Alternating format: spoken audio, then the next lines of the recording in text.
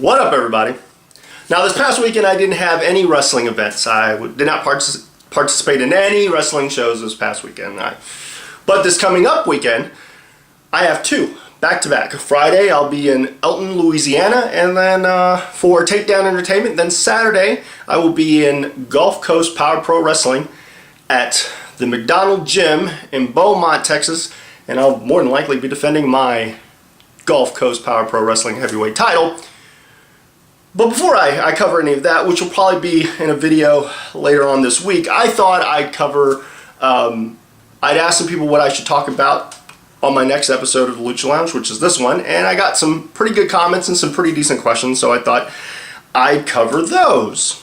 So, without further ado, Brian Keith wanted me to talk about winning the Galveston Rumble 2 weeks back, and also how the Texas Young Gun nearly made it to the Final Four.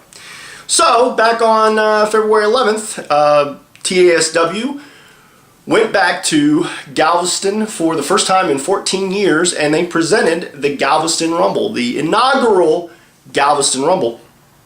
And I took part in two matches, actually. The first one was me and tagging up with the TASW Heavyweight Champion, Mysterious Q. We took on the Tag Team Champions, which were Ruthless Ryan Davidson and his partner for the evening, Gustavo Mendoza. For some reason, Rockstar Robbie was not in attendance. I don't know if that was to pay back Ryan for skipping out on their last title defense, but needless to say, Ruthless had to find a replacement. He found Gustavo Mendoza, a very capable guy. I've spoken highly of Gustavo in the past, and I thought even though me and Q had some pretty good teamwork, we worked pretty well as a team, we were pretty solid, and I thought we had it won. I hit the sexy kick on Gustavo before Gustavo could even turn, even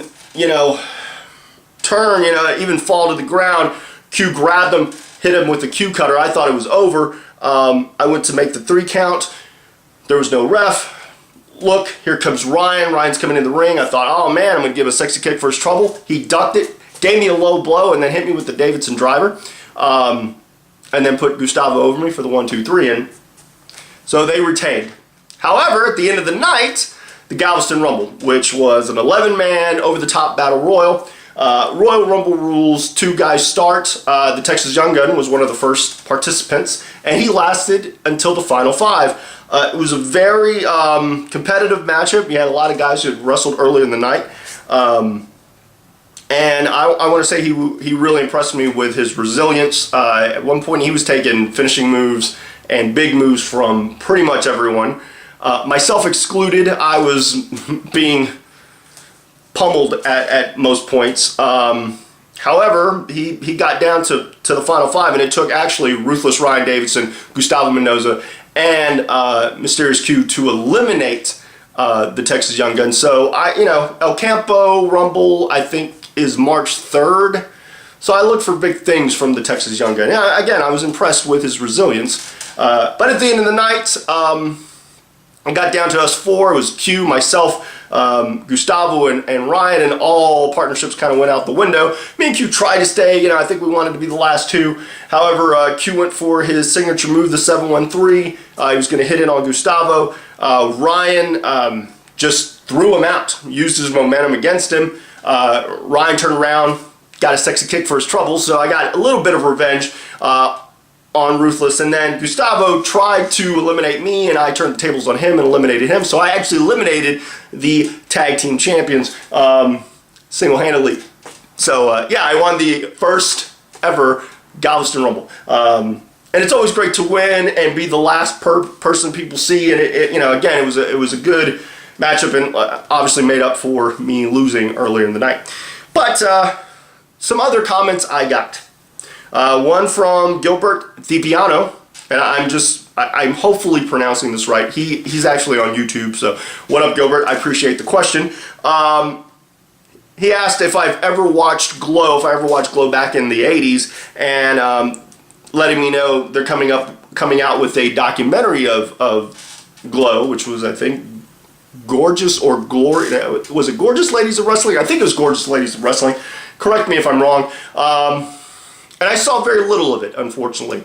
I don't think they carried it in my market, or I just never got around to seeing as much as I would hope to. I saw here and there, kind of like the Women of Wrestling, which was in the mid-90s. I saw some of that, but again, sporadically. But I've heard nothing but good things, and I hear a lot of good things about Glow. And I definitely would catch a documentary. I do like documentaries, especially stuff that covers wrestling and would cover some of the founding mothers of our divas and knockouts and whatnot. So, sorry, Gilbert. Next, from Larry Grimes. I'm looking at my phone, so everything's on here. Why? Larry asked, and again, thanks for the question. Larry Grimes asked me, why would Rey Mysterio, who lost his mask in WCW, but yet he can wear it in WWE? And then he says, same with Hoovy and Psychosis. What's up with that? And I think he was doing his best Hurricane impression. I don't remember Hoovy and Psychosis wearing their masks on WWE television. I know they were part of the Mexicools, but I don't quite recall them wearing their mask. Again, correct me if I'm wrong. Rey Mysterio, however, did lose his mask at WCW, and then when he made his debut, he was masked. And I think basically there, what that boils down to is WWE decided that they wanted him to be masked. And probably Rey had something to do with that too. I'm sure, it comes with a lot of heritage, and I think WWE felt at that time that he would be, and has been, a great merchandise seller. In large part because of the masks and the variety of colors and the variety of themes that he wears. So I think they looked at it from a money standpoint, and they thought, oh well, rather than bring him in, he's a pretty baby-faced kid, why not bring him in under the mask and under that aura? Because I think the mask added to his aura and really added to his character overall, especially when he made his debut, made such a big debut, such a big impact. So yeah, again, thanks for the question. Next, Rob Moore. I will always say this about Rob Moore. Rob Moore is my personal Jim Ross. Rob did a lot of commentating for me back in the day when I was with NWA Southwest as well as PCW, and I can look at my footage now and hear his voice, and it takes me back. But he asked me how a good announcer can make a run-of-the-mill indie card sound like WrestleMania 3, and honestly, he's right in a lot of respects. If the production value is really good, but a great commentator, can really turn a product that could be, kind of middle of the road to something special, especially if the commentator knows their stuff and is really well versed and much like Rob Moore knows their product. They definitely can make a normal match seem like a WrestleMania moment, for lack of a better word. And I appreciate that, Rob. Again, Rob has been my my own personal Jim Ross, and I really liked working with him, hoping I get to work with him again. I did get some comments. Brett Barnes likes to chime in. He's always funny. Jasper Davis, because he's the name that entertains, like to say entertainment. That's all he left me. But this last question from the comments section, from Killa Cash, my boy, my running mate, my travel buddy, wanted me to know how MMA has changed wrestling. Well, obviously, it has taken a lot of the popularity that wrestling had and taken it with it. And in some respects, I would say it's changed it from that standpoint. It's now made wrestling, or independent wrestling, but wrestling in general, kind of the dirty word.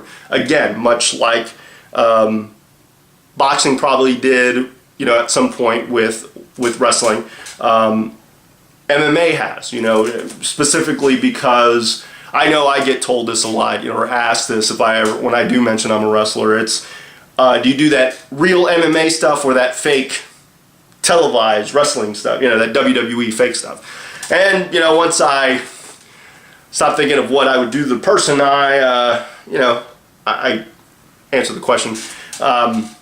Proudly, though. I do answer it proudly. But, I think it's changed in that sense, too, that people are more critical of professional wrestling or televised wrestling because they have MMA to kind of look at as something to compare it to, you know, especially when it comes to like submission holds or holds in general. You know, you put a guy in a headlock or twisting wrist lock or, you know, arm bar or anything like that, and they look at that versus, you know, MMA, and you have that comparison. And of course, you know, people will, well, you know, wrestling's fake and MMA is real, and okay. It's also changed the dynamic of fans, as far as a lot of fans now don't want to be wrestlers. You know, you got guys who would normally probably go into wrestling who don't. They go into MMA. I know some guys who are kind of on the fence. You know, they do both. Because MMA's popularity, and it is cool, and it is the popular thing, and you have people that look at that more and than ever before. You know, I think, you know, it's taken, you know, I think in a large sense it's changed the game in a large sense. I know when I'm training, a lot of times, again, we have to come from a point of realism and making it look more and more authentic and more real because of the competition. And I think also we have, it's changed training regimens and diets and such, because the MMA workouts, you know, that cardio-based workout, that high-intensity circuit training that's going on has changed the way we train also, which is always a benefit. And also you've got other guys to compare to now, you know, not just other wrestlers. Now you have to compare to MMA guys. So, you know, it's changed it. The popularity, obviously, you know, it's impacted it some. And just where, you know, most young men and women might go. You know, some may not go to WWE or Impact or want to be involved in professional wrestling. They might want to be involved in MMA, again, because of the popularity and because of more of the positives that are shown with MMA. You know, they're covered by ESPN more often than not. You know, they've got to deal with Fox, so on and so forth. I mean, UFC specifically, but you know, and again, WWE's kind of, or professional wrestling is kind of looked upon in a negative light. And to counter that, you've got some companies that want to try to emulate that style or emulate that approach. Which again, you know, if it's a new way of bringing out the product, I'm all for it. So yeah, there you go. And then I had a question, and I'm going to get to it here in a second, from Doug at Wrestling News Source, and I just really didn't want to. Doug and Wrestling News Source, they're big supporters of myself as well as Behind the Curtain. And so, you know, he came to me with a question. I do listen to the podcast of Wrestling News Source. You know, I'm entertained by a lot of their stuff. They always have pretty solid interviews. But I got this question from him a while back, and it was a request, so I thought I'd answer it. Recently they had received comments from a listener who said something along the lines of, he sees something in every ROH match that's better than what's touted as the best WWE matches. Doug's take in response was that ROH guys only work probably 2 days a week, whereas guys in the Fed work 5 nights a week.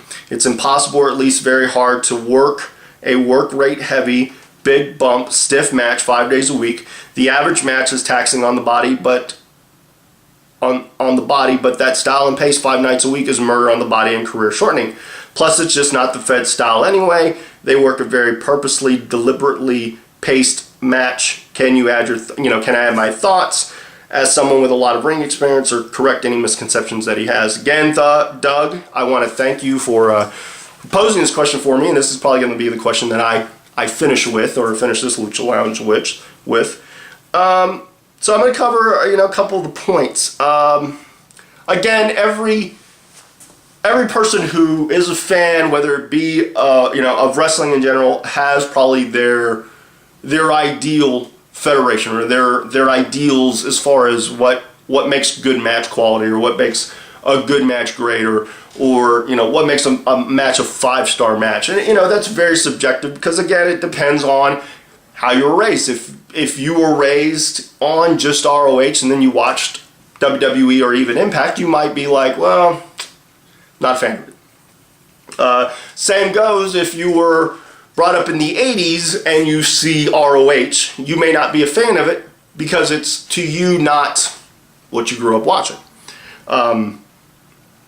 Now, here's me. Again, it's subjective. So, as far as the listener saying that in every ROH match he sees something that's better than what's touted as WWE's best matches, I would disagree.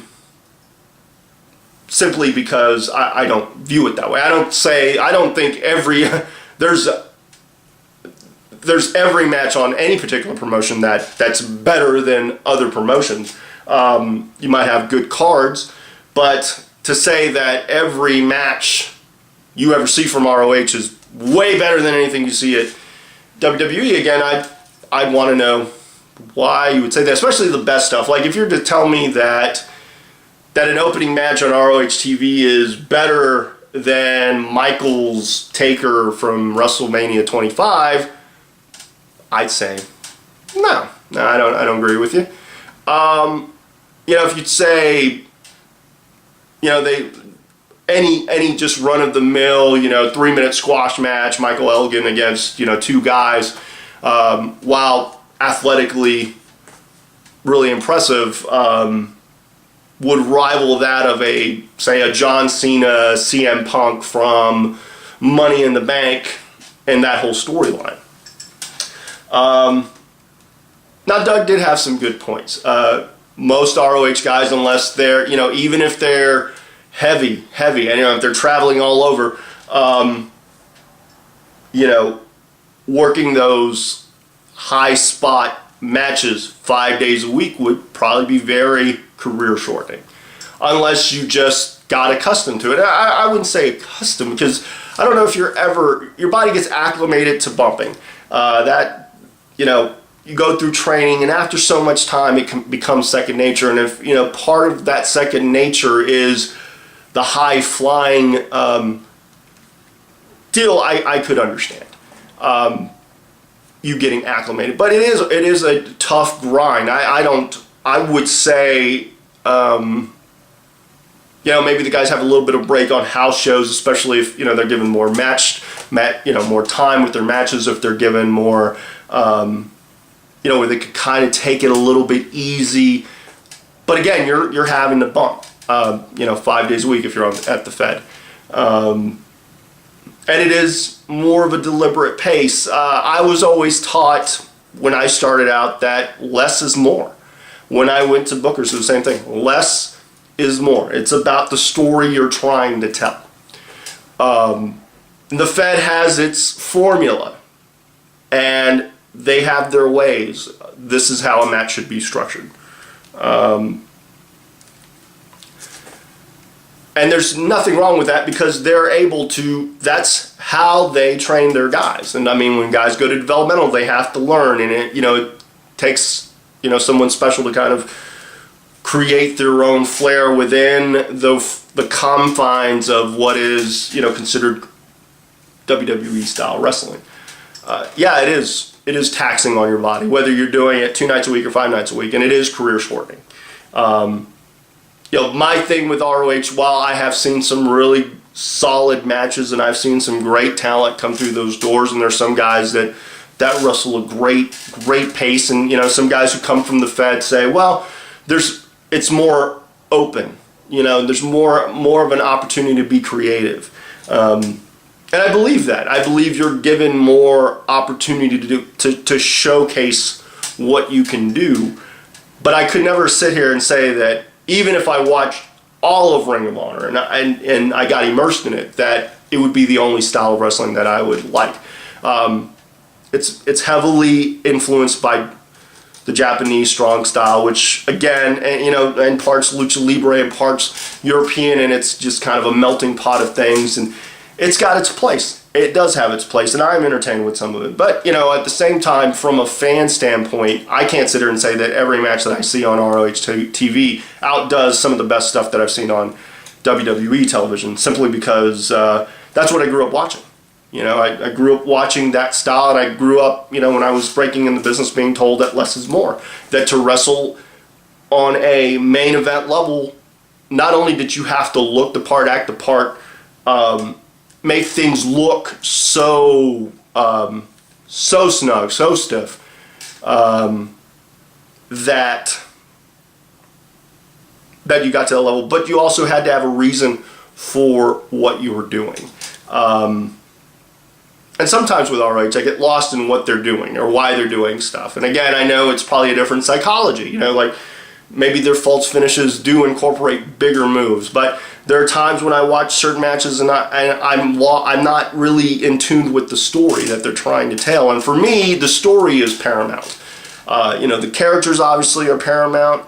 I do like the competition, but I mean, if I were to do ROH's style, I don't think I could do it at WWE, simply because it would eventually, there would be a fall off, I think, unless, you know, I started off so young that my body just got acclimated and I took such good care of myself.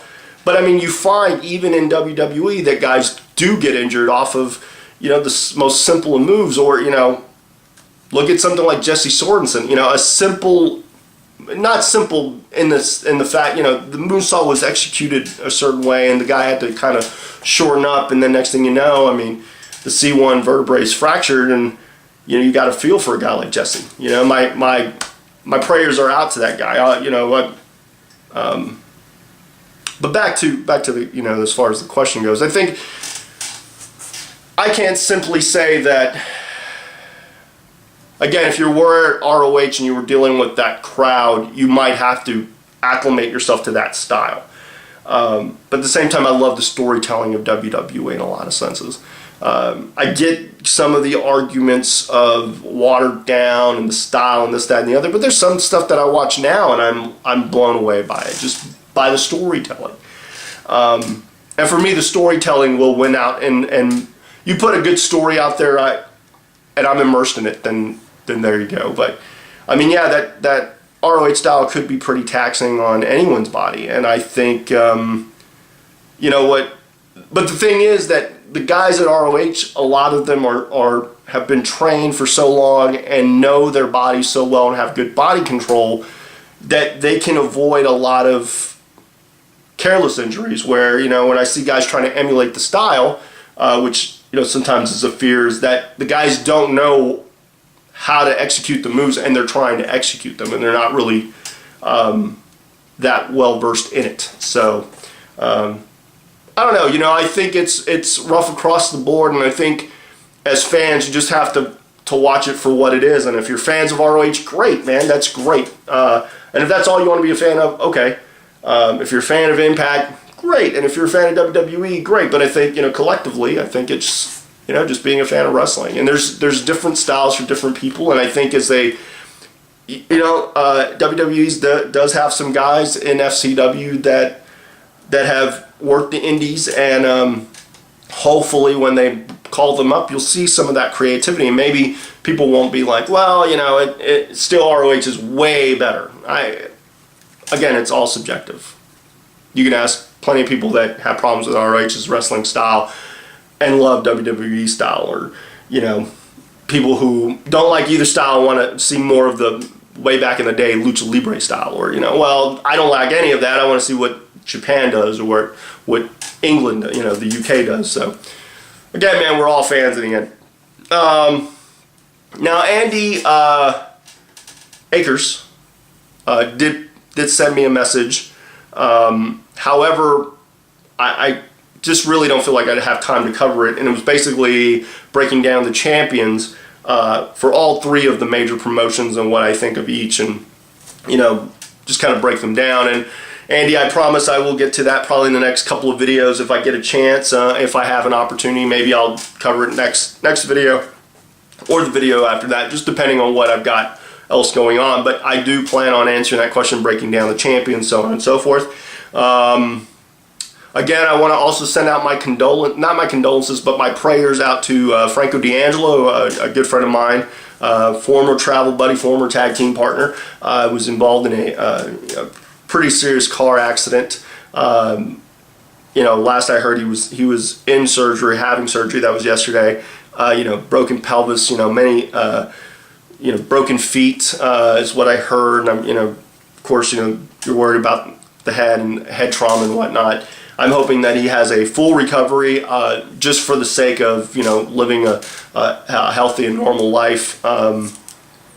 You hate to hear it when guys, or gals, anybody gets hurt, in a match. And I know Killer Cash suffered a injury at his show, but I mean, car wreck, man. That's, again, my prayers go out to him. My prayers go out to Jesse Sorensen. My prayers go out to anyone who's injured or dealing with injury at this point. But yeah, that's it. I will try to post a video here, another Lucha Lounge, probably Thursday or Friday, prior to my trip to Louisiana, my first venture out to Takedown Entertainment.